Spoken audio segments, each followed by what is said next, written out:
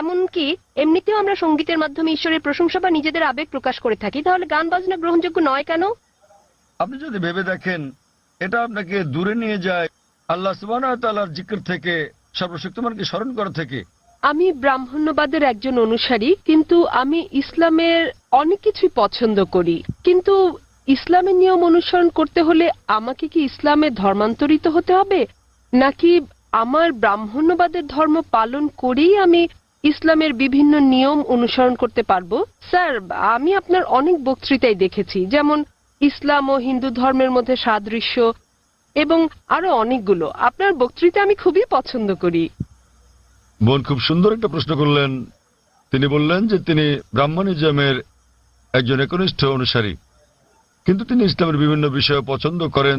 তার প্রশ্ন হচ্ছে যে তিনি কি ইসলামের এই সব বিষয় অনুসরণ করতে পারেন এবং একই সাথে তারা ব্রাহ্মণিজমও চর্চা করতে পারেন। তিনি আমার অনেক লেকচার দেখেছেন এবং অনেকটা পছন্দ করেন।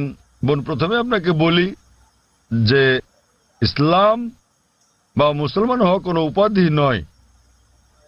ইসলাম আবিধানিকভাবে বোঝায় শান্তি, যা পাওয়া যায় নিজেকে আল্লাহর কাছে সমর্পণ করে।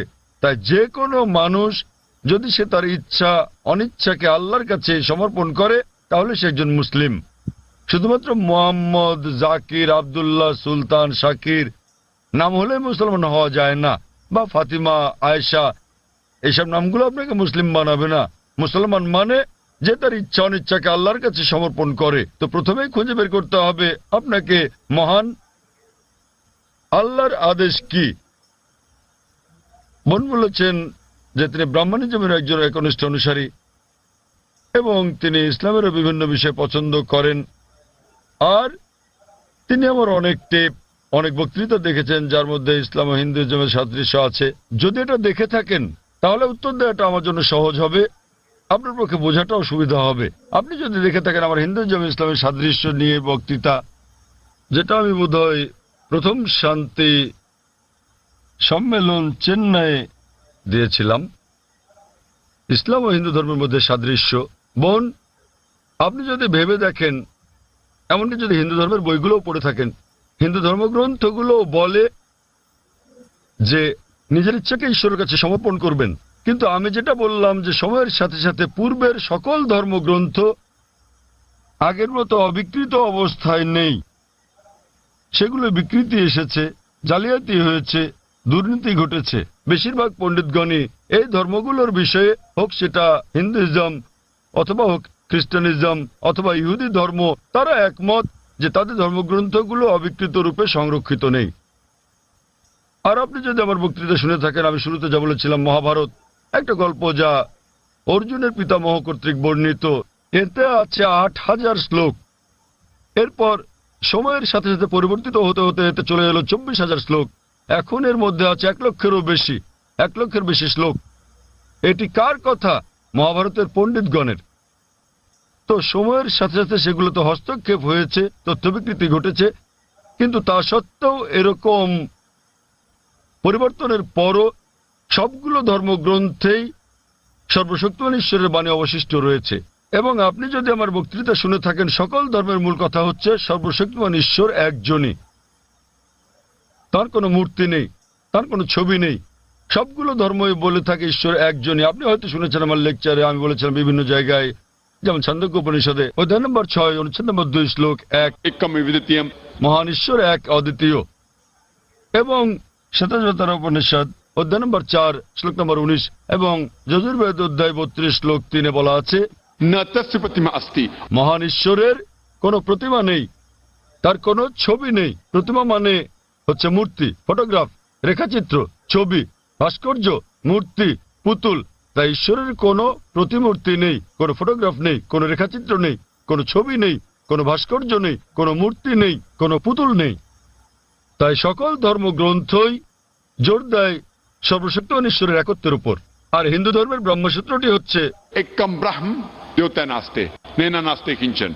भगवान एक ही है, दूसरा नहीं है, नहीं है, नहीं है, जरा भी नहीं है। ঈশ্বর একজনই, দ্বিতীয় কেউ নেই, কেউ নেই, কেউ নেই, কোথাও কেউ নেই।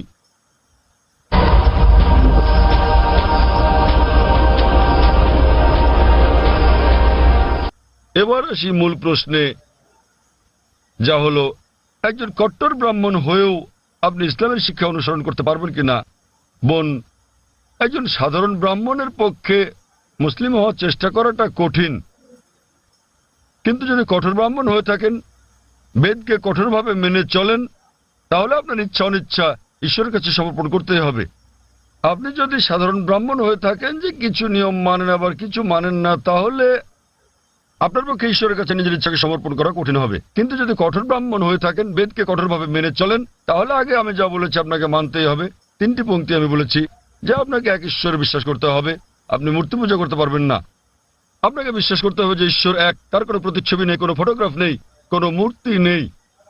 এবং যদি আপনার ধর্মগ্রন্থগুলো পড়ে থাকেন, সেগুলোতে সর্বশেষ এবং চূড়ান্ত নবী মোহাম্মদ সাল্লাল্লাহু সাল্লামের আগমনের কথা উল্লেখ করা হয়েছে। আর আপনি যদি আমার বক্তৃতা ইসলাম ও হিন্দু ধর্মের মধ্যে সাদৃশ্য আর হিন্দু ধর্মে মোহাম্মদ সাল্লাল্লাহু সাল্লাম এই দুটো দেখে থাকেন, আমি বিস্তারিত আলোচনা করেছি যে নবী মোহাম্মদ সাল্লাল্লাহু সাল্লামের কথা আপনাদের ধর্মগ্রন্থে আছে। তাই যদি আপনি খারাপ ব্রাহ্মণ হয়ে থাকেন, তাহলে আপনার এটা বিশ্বাস না করার কোনো সুযোগ নেই যে ঈশ্বর এক, তার কোনো চিত্র নেই, কোনো মূর্তি নেই। এবং আপনাকে এটা বিশ্বাস করতে হবে যে মহান ঈশ্বরের সর্বশেষ দূত, সর্বশেষ বার্তাবাহক কল্কি অবতার হচ্ছেন নবী মোহাম্মদ সাল্লাল্লাহু সাল্লাম। কিন্তু যখন আপনার ধর্মগ্রন্থ বলে যে আপনাকে কল্কি অবতার চূড়ান্ত দূতকে অনুসরণ করতে হবে, তো যখন আপনি এই দূত নবী মোহাম্মদ সাল্লাল্লাহু আলাইহি ওয়াসাল্লামের বাণীগুলো পড়বেন, তখন আপনি দেখবেন যে এই কথাগুলো আপনার ধর্মগ্রন্থগুলোতে যা লেখা আছে তার সাথে মিলে যাচ্ছে। আবার একই সাথে দেখবেন এটা আপনার ধর্মগ্রন্থের অনেক কথার বিরুদ্ধে যাচ্ছে।